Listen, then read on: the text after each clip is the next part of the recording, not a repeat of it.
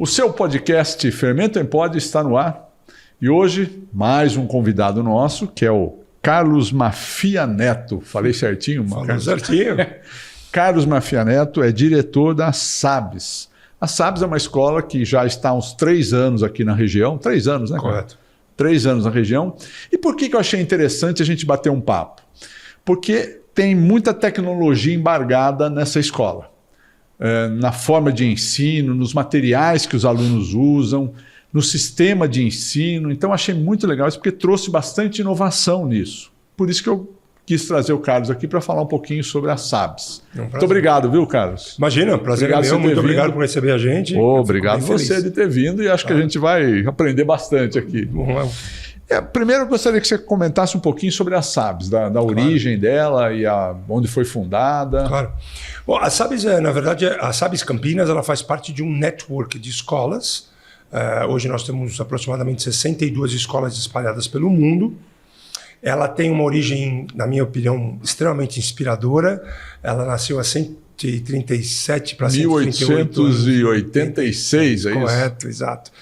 E ela nasceu de uma visionária que lá atrás, no Líbano, resolveu mostrar para todo mundo que meninas tinham o mesmo direito de ter educação de qualidade do que os meninos. E, portanto, a primeira escola da SABS nasceu lá em 1886, no Líbano, para meninas. E aí o sucesso foi tão grande que aí abriram também uma escola para os meninos, enfim, e aí a empresa foi crescendo disso. Mas eu acho assim, isso para mim é muito inspirador, porque se ela conseguiu fazer isso em 1886, eu não sei se tem alguma coisa que a gente não consiga fazer hoje em dia, né? Enfim, então essa história dela, a empresa tem origem libanesa, mas ela é completamente internacional, ela está em 20 países diferentes, né? A língua mãe dela é o inglês, todas as escolas, SABS, têm como primeira língua a língua inglesa e a segunda língua a língua local, dependendo do país em que ela se encontra. Exato. É uma escola que tem uma tradição muito grande e tem como foco dar a oportunidade para os seus alunos de entrarem em qualquer universidade que assim eles desejem após a sua formatura. Esse é o foco, a visão principal da escola. Preparar os nossos alunos para as melhores universidades que existem no mundo. Né? Então, isso eu achei legal, assim, porque não se prende a um currículo, vou falar qualquer coisa, americano, por exemplo. Então, você se formando, você está concorrendo fácil a uma universidade americana. Mas muitas vezes você não está concorrendo a uma universidade brasileira, porque não traz no seu bojo de currículo matérias pertinentes ao currículo brasileiro, vamos dizer assim. Então, o que você está dizendo que não, ela prepara para esses 3. Exatamente. Eu vi até americano, europeu, né? Europeu não, canadense. Europeu e brasileiro. A verdade é assim, o currículo da SABS, ele nasce por natureza dependendo da necessidade local do país. Ele ajusta, a SABS tem a capacidade, dentro da sua estrutura de desenvolvimento acadêmico, ela tem a capacidade de preparar e alinhar o currículo dela internacional com o país em que ela está sediada. Para que ela estivesse sediada. Então, por exemplo, no caso do Brasil, ela pegou o currículo internacional dela, alinhou com a BNCC, pôs isso tudo junto e com isso nós temos um currículo onde aquelas crianças que pretendem estudar fora do país em uma universidade estão sendo atendidas, estão aptas para isso, e aquelas que pretendem ficar nas ótimas universidades que nós temos no Brasil também serão aptas e poderão fazer o Enem, os vestibulares e assim por diante. Legal. Então isso é uma característica acadêmica da SABS que chama muito a atenção para todo mundo, que, como você falou, é isso. Muitas das escolas internacionais têm um foco curricular em um determinado país. Né? Então, enfim, isso ajuda muito. E achei legal porque antes da gente bater papo aqui, você estava comentando a preocupação da SABS em estar com o currículo adequado até para o Enem. Eu vi, a gente estava batendo um papo, porque diferem alguns pontos. Então, essa preocupação de vocês de estar apta e com o currículo adequado para fazer o Enem também e poder concorrer às suas universidades. O Brasil tem algumas curiosidades, né? Você precisa entender um pouco do país para entender a educação, né? O Brasil ele tem uma característica interessante do ponto de vista de quais são os desafios para você entrar numa faculdade, né? Então, as faculdades têm seus próprios vestibulares, Cada faculdade tem um vestibular diferente, mas ao mesmo tempo você tem um exame geral que foi criado há um tempo não tão longínquo, que, ok, algumas faculdades usam ele como resultado para ter acesso à universidade, mas outras não. Então, você tem um mix que dá um pouco de trabalho de você alinhar o currículo aí para preparar essas crianças para esses diversos vestibulares. Tanto é que você vai nos grandes centros, Campinas mesmo, você tem alguns cursinhos que se especializam na faculdade específica. Sim. Né? Você tem medicina digital, da Unicamp. Exatamente. Bem específico. Exato. Ou administração de empresas, GV ou INSPER, enfim. Porque tem muitas peculiaridades em cada um desses vestibulares. Né? E aí, vamos entrar no assunto da tecnologia embargada aí na escola. Né? Como é que essa infraestrutura foi adequada e foi colocada para os dias de hoje no sentido de tecnologia? Como é que a escola se comportou nisso e como é que ela trouxe isso? Eu falo isso porque a gente não brinca, mas às vezes comenta. Pô, mas a criança fica o dia inteiro no laptop, fica não sei o quê. Não. Isso não é bom, não. Depende de como ela fica e de por que ela fica, né? Uhum. Como é que é esse trabalho da infraestrutura que você falou, infraestrutura certa na nossa escola?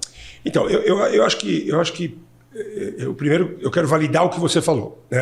A gente tem uma tendência natural, o ser humano tem uma tendência natural de sempre culpar alguma coisa por erros acontecidos. Né?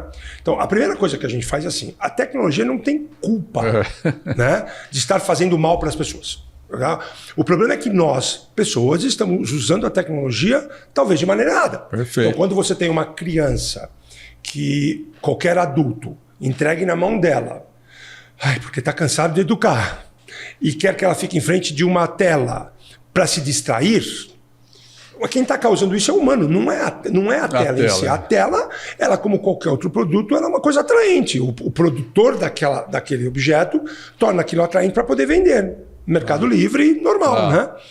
Então o problema está como a gente usa a tecnologia. Então o que a Sabes faz? A Sabes deixa claro, estabelece protocolos, estabelece procedimentos que a tecnologia dela, seja para os professores trabalharem nas aulas, seja para usarem ferramentas que facilitem a aprendizagem, seja para usarem ferramentas que fazem as avaliações para te dar dados de que o aluno aprendeu.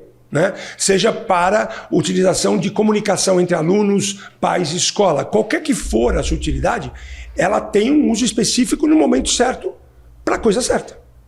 Então eu estou lá aprendendo, não sei, biologia, por exemplo. Se tem algum vídeo específico no qual ele vai contextualizar a aprendizagem de células na biologia e que isso vai tornar a aprendizagem contextualizada e o aluno vai aprender com maior facilidade e, consequentemente, ele vai fazer uma avaliação e vai mostrar que aprendeu, a tecnologia é fantástica. Sim. Né? Tudo isso que eu acabei de falar, nós precisaríamos ter, eu não sei quantos livros, eu não sei quanto tempo teria que usar, eu não sei quanto tempo teria que... Enfim, então claro. A tecnologia é excelente. O que a Sabes, na minha opinião, faz muito bem é isso, é utilizar a tecnologia adequadamente. Vou te dar um exemplo que eu acho que é importante para ver como a gente se preocupa com a tecnologia. A escola, ela é free of use de celular. A criança não pode trazer celular para a escola. Está pode trazer, ela deixa guardada. Quando ela sai da escola, se ela precisar se comunicar com o pai e com a mãe, ela pode mandar uma mensagem e tal. Agora, na escola, ninguém utiliza o celular. Por quê? Porque o celular não está provado que ele é uma ferramenta de aprendizagem. Então, acho que nós conseguimos incorporar a tecnologia dessa maneira, sabendo como e quando usá-la. E para que ela serve, sem necessariamente falar que ela é culpada por alguma coisa. Né? Isso se aplica, você percebe não, são todas as unidades da Sabes tem esse mesmo, não conceito, mas o comportamento das pessoas nos países muda muito? Teve que mudar isso aqui no Brasil na forma de adequar? Não, isso é geral. Não, isso é geral, na verdade. A Sabes tem como core, né, como espinha dorsal, o entendimento de que a tecnologia é fundamental para a aprendizagem nos dias de hoje. Ponto. Aí. Agora, o que se debate constantemente é como a gente pode usar essa tecnologia para otimizar cada vez mais esta aprendizagem. Simples. Sem criar situações na qual você vai expor essas crianças, esses adolescentes, a coisas que a gente não quer que elas se exponham. Legal. Seja o que for que ela tenha, não importa o que isso seja. Então é geral, em todas as escolas a gente trabalha de maneira e o público aceita muito bem. E qual é isso nós estamos falando de tecnologia e equipamentos que você usa, mas qual é a metodologia de ensino da SABS? Assim, eu sei que a gente comentou um pouco sobre o SABS Point System, né? Ótimo. Como é que é essa... Então, o que a gente acredita é o seguinte, a aprendizagem, se ela não for centrada no aluno, ela não acontece. Né? Então, isso é uma coisa que se estuda e se defende há muito tempo. Agora, você tem maneiras diferentes para chegar nesse centro da aprendizagem. Né? O que a gente acredita é que, com 4 passos importantes, que nós chamamos de SABS Point System, que foi criado e desenvolvido e estudado pela empresa nos últimos 50 anos, o que a gente acredita é o quê?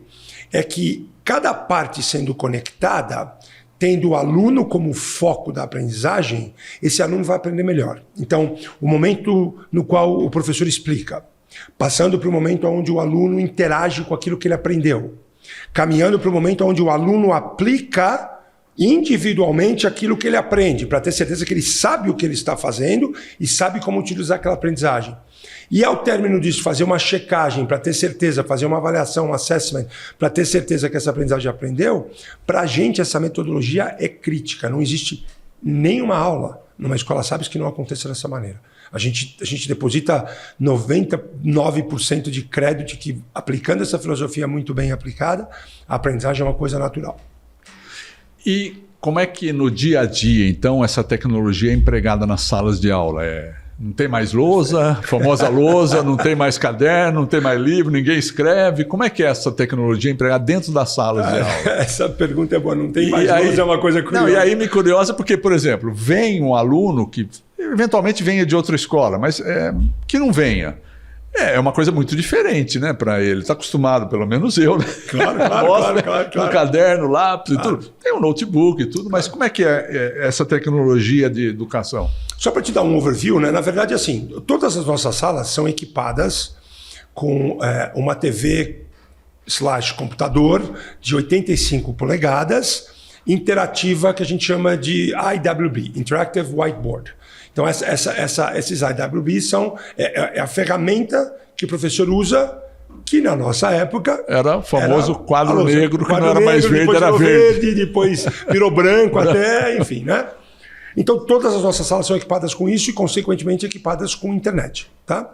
Todos os nossos alunos de 3º ano para cima, eles têm um tablet próprio deles. Né? Que a escola cede, não. Que eles compram, eles trazem, está na lista de material. Está na lista de material, qual eles têm que usar, modelo e tudo. Exatamente. Okay. Então aí, essa interação, a IWB, que é a lousa, mais o tablet da criança, mais o aprendizado que o professor traz para a sala de aula, é como a gente trabalha constantemente com a tecnologia. Vou te dar um exemplo de algumas ferramentas. Nós temos algumas ferramentas que são utilizadas com a tecnologia. Por exemplo, a gente tem o que a gente chama de Interactive Learning System, ILS. O que acontece? O professor tem no tablet dele, lógico que ele prepara com antecedência, sim, ele tem uma série de exercícios que ele disponibiliza para o aluno na hora, que é o momento que o aluno tem que praticar aquilo que ele aprendeu, e no tablet o aluno vai respondendo isso e já vai mandando a resposta ao professor, para o professor saber se ele sabe ou não sabe o que ele está fazendo. Então isso acontece dentro da sala de aula. Entra aí o full time, né? Ali em tempo real. Real time, legal, exatamente, real time, é isso mesmo. Então você tem isso, você tem a possibilidade dos vídeos, você tem a possibilidade... A gente tem o que a gente chama de EMS, que são exames que acontecem todas as semanas, que são feitas online, que o aluno faz, ele responde. Se por acaso naquela resposta a resposta está errada, ele tem a chance de voltar àquela pergunta. Aquela pergunta, ao clicar no botão, está conectada à explicação do livro, do nosso material, abre a página daquilo, ele lê aquilo, reestuda aquilo, volta para a pergunta e responde aquela pergunta de novo. Isso é tudo feito na hora, automático, acontece no momento da prova. Não é daqui a 2 semanas quando a professora corrigir, nada disso. Que está na cabeça ainda, né? Ali na cabeça. Ele está fazendo. E que ele descobre por conta própria, que uma coisa muito importante para a gente é que o aluno seja autônomo, ele descobre por conta própria o que ele errou. E como ele deveria corrigir. E aprende. E aprende realmente. Só que para finalizar essa parte, assim, nada disso tirou para a gente a necessidade do notebook. As nossas crianças anotam e escrevem tanto ou mais do que, às vezes, algumas crianças que não têm nenhum tipo de tecnologia na mão. Por quê? Porque tudo aquilo que é feito em sala de aula é registrado, os professores conferem, e se não foi feito, os alunos têm que fazer de novo até eles fazerem da maneira como a gente acha que tem. Por quê? Porque, por enquanto, como a gente estava conversando no começo sobre vestibulares e tal, por enquanto, o escrever ainda é muito importante.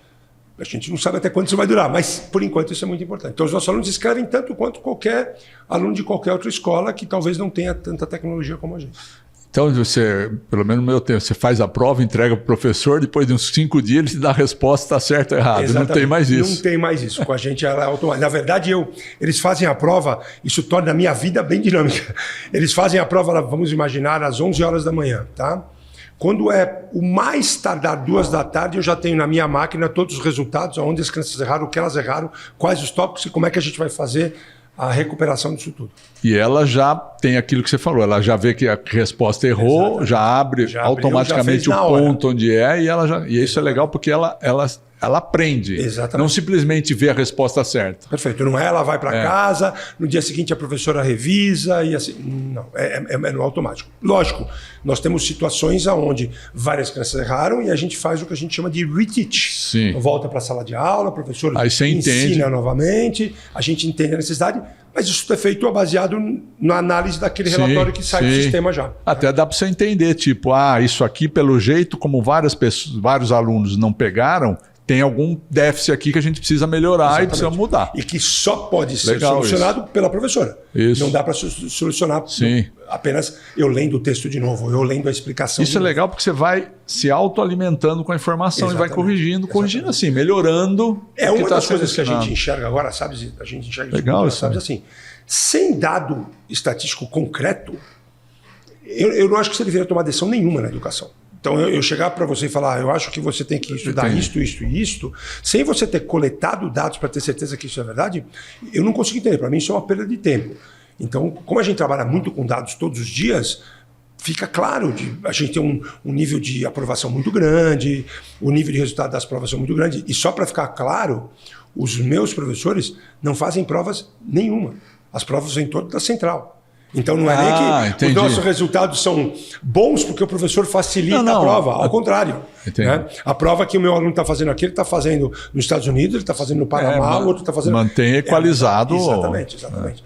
Então os nossos resultados têm sido extremamente positivos, e assim como da maioria das escolas sabem, por isso, porque ele é muito interativo no momento, ele é muito presente, né? E o que é que a gente estava comentando também sobre a plataforma digital Sabes? O que é essa plataforma digital que tem um elemento essencial nesse aprendizado? Então, essa plataforma é assim, é o que a gente utiliza para se comunicar com todo mundo. Se comunicar com pais, com pais, inclusive. Com todo mundo. Entendi. Exatamente. Então a plataforma é essencial porque ela é um ponto de referência. Né? Então, o ponto de referência com o qual a gente se comunica, tem notas e tem tudo lá dentro.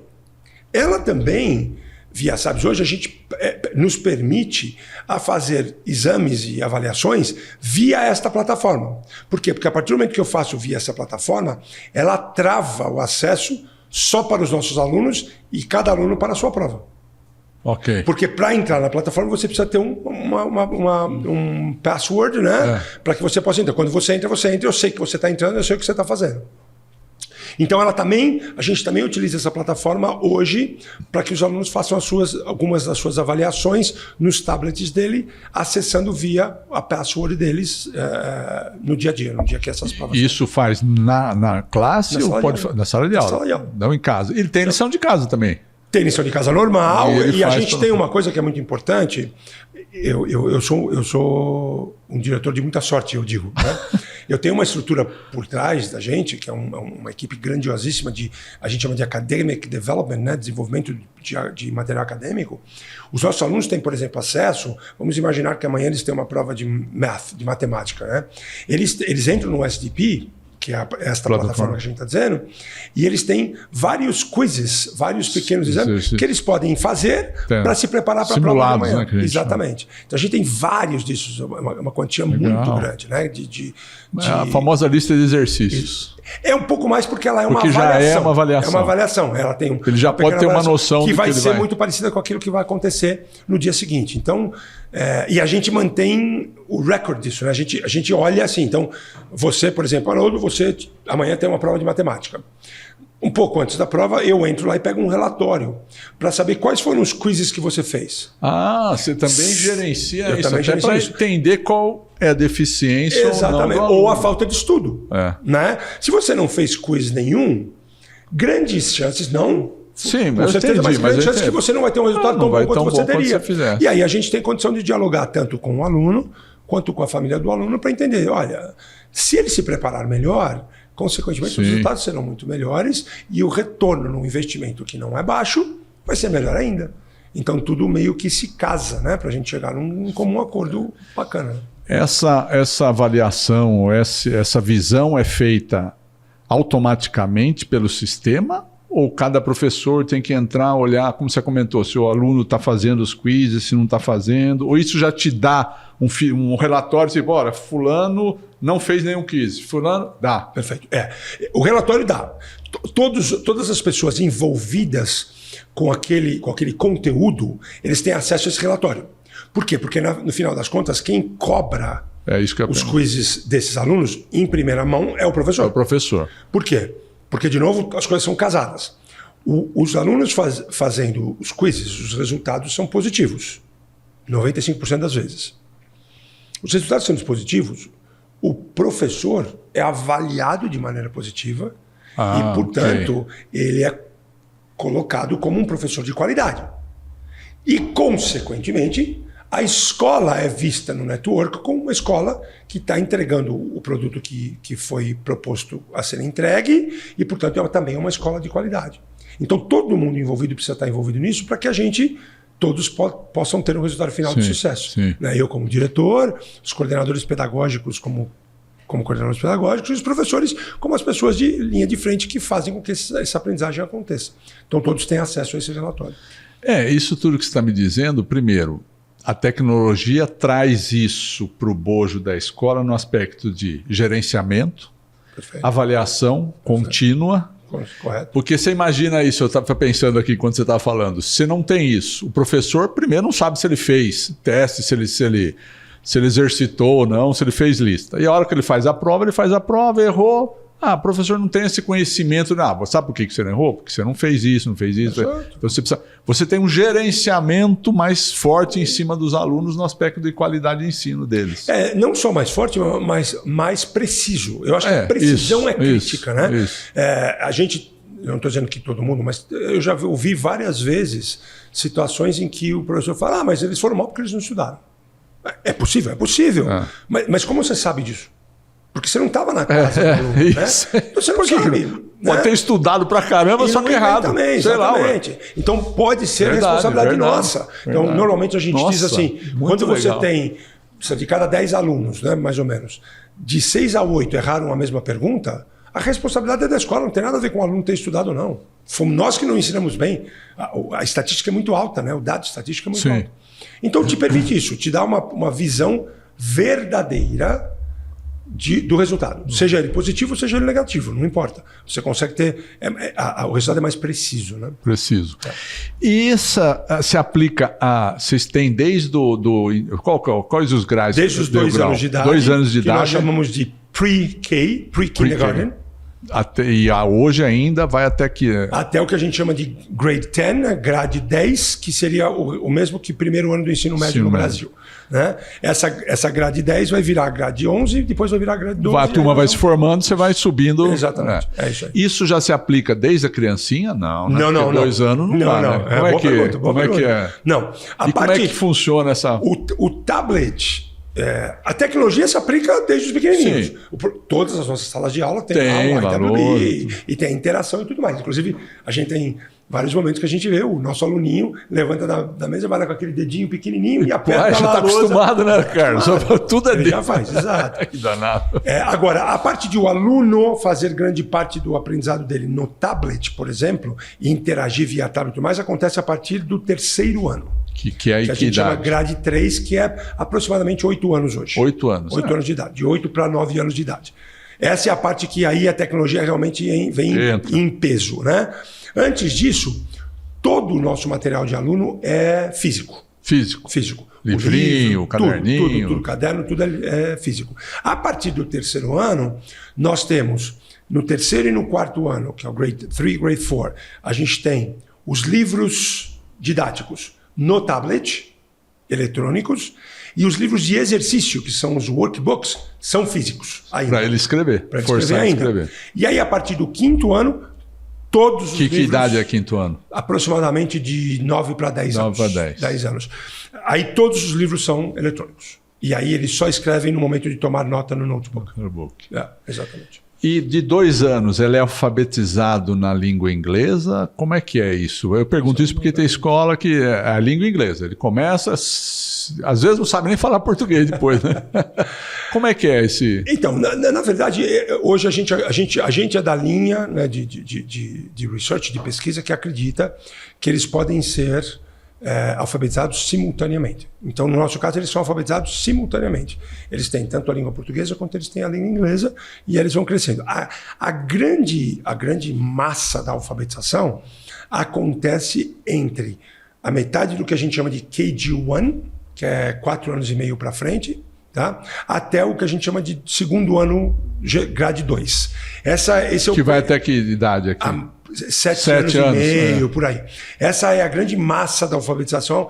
Quando esse momento. A alfabetização se solidifica bastante. E nesse momento a gente tem a dupla alfabetização. Português e inglês. Não vai para o inglês ou não vai para o português e inglês. Português e inglês. É inglês. Então, o inglês com um volume muito maior do que o português, mas em contrapartida você tem o contexto do português no país que já ajuda, que completa aquilo que... Mas em matéria de gramática, tudo tem o... Tudo normal. Tudo que os nossos alunos aprendem em português são as mesmas coisas que os alunos de uma escola brasileira aprendem em português. Exatamente. E você sentiu alguma dificuldade quando a criança chega, não é de 2, 3, se bem que começar já em 2, não, em se adequar a isso?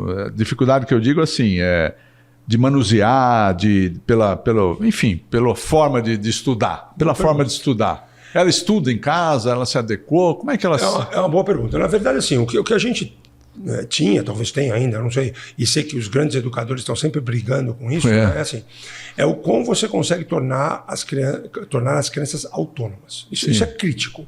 Porque por mais que os pais estudem com as crianças, e os pais façam tarefas com as crianças, e o pai senta do lado da criança, num determinado momento, essa criança vai ter que virar autônoma. Não me pergunte qual a idade que você tem que fazer isso. Depende tem muita de cada gente um. com várias teorias. Eu não sou muito fã de teorias assim fechadas. Eu acho que você tem que saber com que criança você está lidando, mas você precisa ter em mente que quanto mais rápido essa criança se tornar autônoma, melhor para ela. Melhor para ela. Ponto. Né? Então, o que a gente sente? A gente sente crianças de todos os tipos vindo para a gente. Crianças que já são muito autônomas e já pegam e já vão. Então, se eles faziam tarefa, por exemplo, no passado no caderno e agora eles fazem no tablet, é uma questão de adaptação à ferramenta, só isso. Mas a gente também pega crianças que eram, a gente chama de guiadas pela mão muito, né? Então, elas ficam muito mais esperando você dizer para ela o que ela tem que fazer. Então, essas crianças sofrem um pouquinho mais no começo, mas rapidamente se adaptam. E as crianças gostam da autonomia. Sim. A gente escuta constantemente pai falando para a gente, escuta, mas eu fui falar para o meu filho que eu queria ver a tarefa dele e fazer com ele. Ele falou, não precisa que eu já terminei tudo.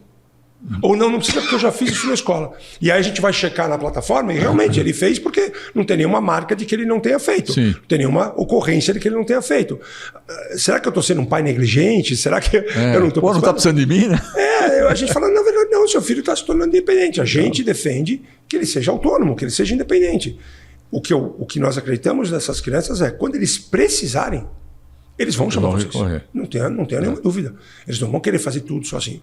E se fizerem quase tudo sozinho e errarem, a gente está em volta para falar, isso aqui você precisaria ter a ajuda do adulto e você não teve. Então seria interessante o adulto ajudar.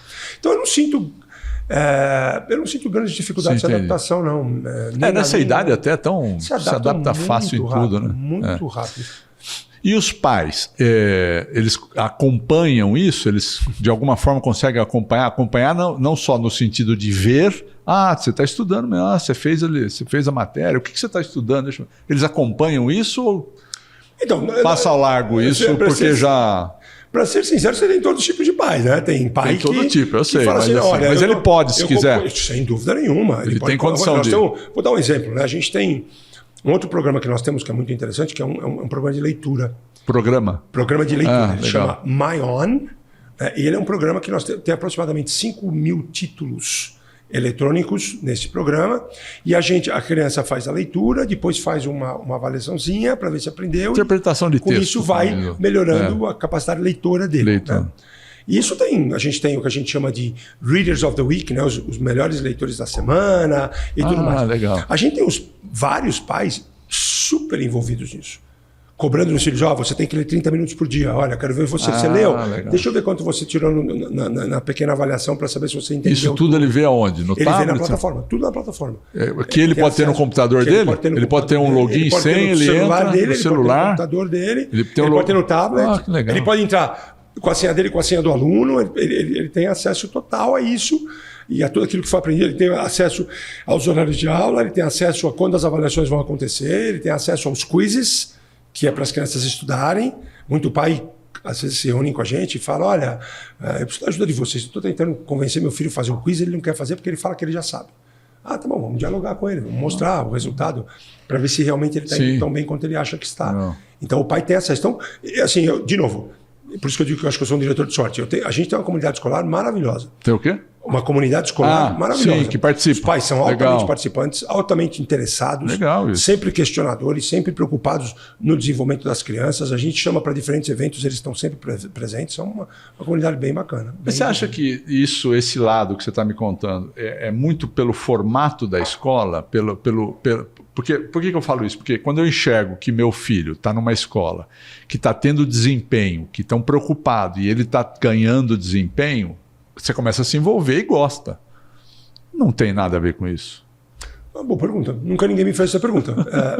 Eu acho que eu vou te dizer o que eu acho. Agora é uma experiência. Sim, né? sim. São 30 anos de experiência.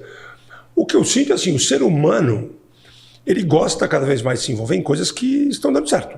Né? Então, assim, um exemplo qualquer. Por que uma fábrica de carro X tem tanto sucesso e cada vez vende mais carro? Porque o produto é um produto de sucesso.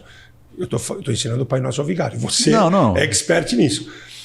Então, assim, eu acho que é um dos motivos. O produto tem um bom resultado, com isso os pais se empolgam e se envolvem, e tem um fator emocional. Né? A gente está mexendo, eu converso com a minha equipe todos os dias, nós estamos mexendo com aquilo que o pai ou com a pessoa tem de maior valor na vida. Então é isso. E não é um valor financeiro, é um valor emocional. Você está falando do filho ou da filha daquele pai ou daquela mãe. Então, eu acho que essas duas coisas combinadas fazem com que os pais se envolvam mais ainda. Né? E o fato de que a escola, a gente tem os nossos credos, a nossa filosofia, as nossas regras, mas a gente ouve os pais o tempo todo. Até quando a gente vai falar que, olha, não dá para fazer isso, sinto muito. Mas a gente ouviu e validou aquilo que eles tinham para falar. Né? E como é o comportamento assim? Uma coisa é a educação, outra coisa é o ensino. O que eu quero dizer na educação a gente fala muito, não, quem educa são os pais. Na escola ele tem que aprender. Como é que você lida com isso lá? Ou seja, tem uma parte de educação também. Isso não é uma operação de matemática. Comportamento. Não é. Com certeza não é. Assim, a gente fala... Eu vou agora defender um pouco os educadores no geral, tá? Os educadores falam isso por quê? Porque a gente quer o pai envolvido. Sim, não adianta, chamar o pai para a responsabilidade. Não adianta eu querer desenvolver na criança o valor do respeito se em casa não tem respeito. Não vai entender. Essa que é a ideia, entendeu? Então, a gente só quer ter certeza que o que a gente faz está alinhado com a casa. Legal. Lógico. O pai e a mãe são as maiores referências desses alunos. Sim. Eles são os ídolos, os heróis desses alunos. Então, portanto, aquilo que esses pais fazem pesa muito mais do que aquilo que a escola faz. No comportamento dele. Então é crítico que a gente alinhe. É aí que existe momentos, às vezes, de reunião por causa disso. Então, um aluno não está se comportando como a gente esperava. Vamos chamar os pais aqui para ver o que está acontecendo. Às vezes os pais estão se separando, às vezes os pais não acreditam nisso em casa e ensinam algo diferente. E aí quando você faz essa conversa, você fala, bom, mas como é que a gente precisa chegar num comum acordo? Sim. Porque aqui, por exemplo... essa conversa você tem com os pais. Tem que acontecer o tempo todo. Legal. Porque, por exemplo, aqui, vou dar um exemplo legal. absurdo, mas aqui, a gente não acredita em aluno gritar com o professor. Mas na minha casa ele grita comigo. Eu sinto muito. Aqui ele não pode gritar. Legal, se você aceitar ele gritar com você como pai e mãe, eu não posso me meter nisso. Eu não concordo, mas não posso me meter nisso. Agora, aqui ele não pode gritar com a professora. Então a gente precisa alinhar isso. Então, eu não acredito, você tem razão, a escola faz parte da educação da criança, sim.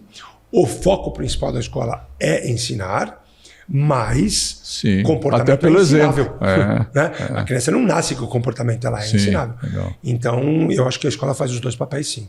Sem dúvida. E o ano letivo é brasileiro, janeiro, férias, ou é o ano letivo americano? Lembra que você me perguntou qual é o maior desafio que eu sinto? Né? Esse é o maior desafio que a gente tem.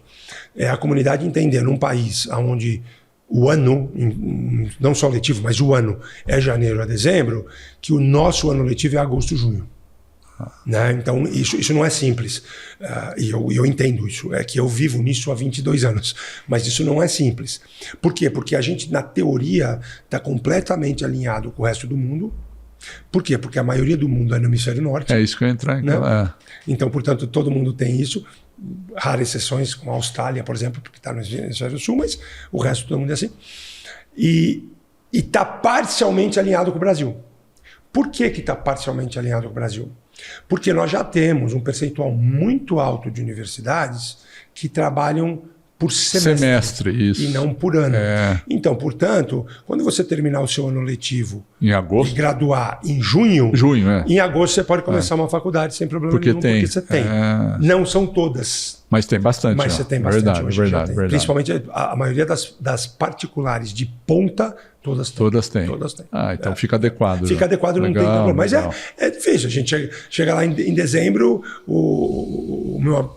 Agora nem tanto, mas a criança já perguntou, o pai já perguntou, mas meu filho passou? Não, seu filho não passou. Seu filho nem terminou o ano, ele está na metade do ano. Mas tem uma coisa que começa com 2 anos, mas você deve ter aluno que chegou com 4, 5 anos, que veio de outra escola. Aí ele tem que pegar meio 6 meses ou perdido, né? No bom sentido. A gente chama ele volta 6 meses, né? Ele volta porque ele não terminou o ano letivo conosco, né? Então, da teoria é isso. Então, vamos imaginar que você tem o seu filho está numa escola X no 6º ano, e aí você resolve na metade do 6º ano trazer ele pra gente. Ele, em agosto, vai começar o 6º ano de novo. 6 meses, é isso. Entendeu? Então é isso que normalmente acontece. 6 meses. E a comunidade entende bem isso, né? Não tem jeito. E uma coisa que a gente defende, né? Eu espero que isso esteja acabando aos poucos. Essa teoria de que as crianças precisam terminar o ensino médio com 16 e 17 anos, os pais estão começando a fugir disso. Ainda bem. Porque ela é muito imatura, né? Ela é muito nova, né? Então, o fato que ele vai ter mais 6 meses... Você fala que a idade é muito tenra, é muito nova para isso, é isso. Então, ele ficar mais 6 meses e terminar em junho, não em dezembro, é uma grande vantagem para 90% das pessoas. Né? Então, isso acontece. Legal. Ora, como eu disse no começo, foi um grande aprendizado aqui. Que bom, para mim também. Foi ótimo, foi muito legal, porque a gente comenta muito aí, a gente bate papo e conversa sobre como é que é adequar a tecnologia ao ensino, né? Que não fique, como você falou, uma coisa não viciante, mas traz o lado produtivo. Isso que eu achei legal, porque você consegue fazer feedbacks em tempo real do como está andando, o que está olhando, o que está melhorando, e faz ele aprender efetivamente, não decorar, vamos dizer assim. Eu acho que se tem algo que a gente possa deixar é isso. Eu acho que nós, seres humanos, e eu falo nós porque eu me incluo, a gente precisa parar de brigar com coisas que são naturais. Então, a tecnologia hoje ela são inevitáveis até, né? Completamente inevitável. Então, o que é que a gente consegue fazer com essa tecnologia que nos traga benefícios e coisas boas, né? Adequar isso. É isso, em vez de ficar perdendo tempo, não me conformo, meu filho está até perdendo a visão porque ele fica 5 horas no tablet. Bom, mas por que ele fica 5 horas no tablet? Porque se ele estivesse fazendo futebol, piano, tem o conjunto, né? Artes e talvez teatro, ele só iria ficar no tablet 30 minutos porque ele não ia ter tempo. Ele provavelmente ia dormir depois. Né? Então, assim, o que é que a gente faz para que essa criança não fique 5 horas no tablet? Né? Quando nós vamos sair no final de semana, que a criança quer ir, não sei, jogar bola, né? A gente fala, mas eu estou tão cansado. Faz o seguinte, ó, brinca um pouquinho aqui com o tablet que depois mais tarde eu jogo. Pronto. Pronto. Já não é. O tablet ficou mais legal que o futebol. Pronto. Mais legal que o basquete, mais legal que ir no cinema, mais legal do que ir a uma peça de teatro, mais interessante do que assistir um concerto ou qualquer coisa desse tipo. E isso que você está me dizendo, de alguma forma é incutido nas crianças lá da escola? De tipo, não que você vai falar, olha, não fica com o tablet no fim de semana não, vai jogar bola. Mas o dia a dia acaba levando elas a enxergarem isso pelas atividades todas que tem? Porque deve ter outras atividades. Claro, perfeito, excelente. Ela é incutida porque o quê? É claramente estabelecido from day one que o tablet é um instrumento para a aprendizagem. Ele não é um instrumento para ir no recreio jogar joguinho. Ele não é um instrumento para eu ficar no Facebook no intervalo de almoço. Sim. Ele não é um instrumento para eu ficar olhando as minhas redes sociais quando uma professora sai da sala para entrar outra. Ele não é para isso. Ele é especificamente para aprendizagem. Então, portanto, nos horários de lazer, vamos chamar lazer, eles jogam bola, eles pulam corda, eles ficam num círculo conversando, eles jogam xadrez, eles jogam dama, eles participam de um departamento que a gente tem chamado Student Life Organization, que é o planejamento de todas as atividades que acontecem na escola. O que a gente vai fazer socialmente, o que nós vamos fazer esportivamente, o que a gente vai fazer academicamente, como é que nós vamos apoiar as crianças que não estão indo bem nas provas. Então, eles se envolvem nisso. Na comunidade. É legal. Então, legal. A comunidade escolar é muito viva. Isso e aí, traz, portanto, não pode usar celular, Sim. não pode usar o tablet tem que ficar na sala de aula, portanto... Para que eu vou usar? Aí, o que acontece em casa, eu já não sei, porque realmente aí eu faço que gerencio. Mas já ele leva isso para casa. A gente espera que sim. A gente espera que sim. Tem muitas outras coisas bacanas para você fazer. E é legal porque criança aprende isso. Eu sei, porque criança vai dizer, não, na escola, nesse momento, a gente não estava fazendo isso, pai. Nós estávamos jogando, fazendo não sei o quê. Eles levam. E o curioso é, as poucas vezes, muito poucas vezes, que a gente teve alguma situação de provocação na mídia social e tudo mais, aconteceu no horário de casa deles. Entendi. Né? Legal isso. Porque até porque você não deixa usar o celular. Né? Então você não tem acesso, né? Então, o tablet tem acesso em Facebook? Não, é todo cortado. Não tem. Legal. É uma ferramenta de estudo. De novo, vamos ser inteligentes, porque essas crianças, eles dão o que a gente chama de nó em pingo d'água. Então, se você não ficar alerta, se você não tiver shortcuts aí para segurar isso, vai acontecer. Se acontecer, a gente descobre como aconteceu e como é que a gente pode fazer. E orienta. Legal. Exatamente. Pô, legal. Carlos, muito obrigado. Imagina, obrigado a você. Obrigado pelo bate-papo. Adoro conversar sobre isso. Muito bom. Eu também. Educação é muito legal, muito bom. A gente estudar e aprender sobre educação, eu falo sempre, é o futuro do país, né? Não tem jeito. Ela está constantemente se inventando, se reinventando. Se reinventando. E buscando outros caminhos. Os educadores estão sempre buscando fazer a coisa certa. Então, assim, é muito legal de conversar por causa disso, né? Isso é a esperança que a gente tem que mude alguma coisa aí fora. Tem que transmitir, né? E é bom isso aí. Exatamente. Ok, obrigado então por você ter vindo mais uma vez. Foi um prazer. O prazer foi nosso. À disposição. E o seu podcast Fermento em Pod fica por aqui. Até o próximo episódio. Fique conosco e nos acompanhe nas redes sociais. Um abraço.